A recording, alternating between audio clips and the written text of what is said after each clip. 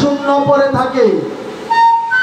মন্দিরে ধর্মীয় কথা বললে, ধর্মের অমৃতময় তত্ত্ব কথা বললে শোভা পায়, কিন্তু মন্দিরে বলে না।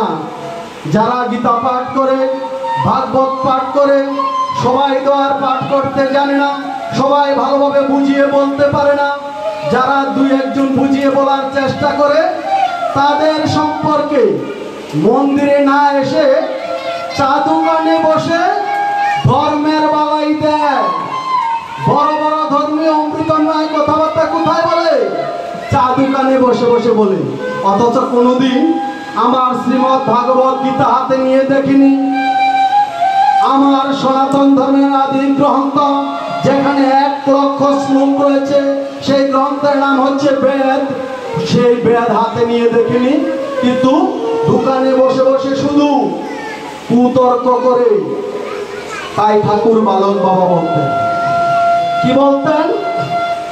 কুতর্কে আর শুধু শাস্ত্র পাঠে আত্মস্বরূপ উপলব্ধি হয় না। কিভাবে হয়? শুদ্ধ জ্ঞানের দ্বারা।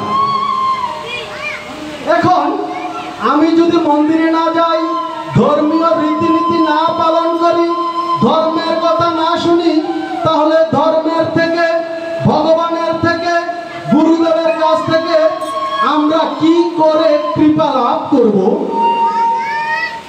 এখন আমাদের জানতে ইচ্ছে করে না, কৃপা কাকে বলে? কৃপা শব্দের অর্থই বা কি? বা আজকে আমরা এখানে কি জন্য এসেছি? এখানে আসার কারণ কি? এখানে আসার কারণ একটা, আমার গুরু ভ্রাতা শ্রীযুক্ত বাবু হরিপদ সিংহ ভদ্র মহোদয়, আমার গুরু ভ্রাতা শ্রীযুক্ত বাবু গুরুপদ সিংহ ভদ্র মহোদয়, আমার গুরু ভ্রাতা শ্রীযুক্ত বাবু খোকন চন্দ্র সিংহ ভদ্র মহোদয়, তারা তাদের মাতৃদেবীকে চিরদিনের জন্য হারিয়ে ফেলেছেন। কোনদিন মায়ের পদচিহ্ন আর পড়বে না। তারা তার মাকে আর কোনদিন মা মা বলে ডাকবে না। একমাত্র এই পৃথিবীতে নিঃস্বার্থভাবে ভালোবাসে আমার মা। একমাত্র এই পৃথিবীতে নিঃস্বার্থভাবে আমাকে ভালোবাসে আমার গর্ভধারিণী সেই মা। এই জগৎ সংসারে মা ছাড়া সন্তানের দুঃখ কেউ কোনোদিন বুঝেনি, আর কোনোদিন বুঝবেও না।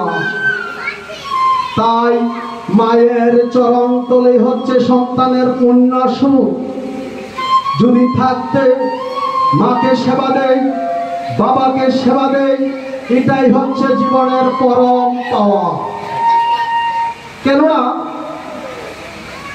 কোন ধর্মীয় মত এবং পথকে আমরা ঘৃণা করব না। সকল মত পথে হচ্ছে সুন্দর এবং মসৃণ।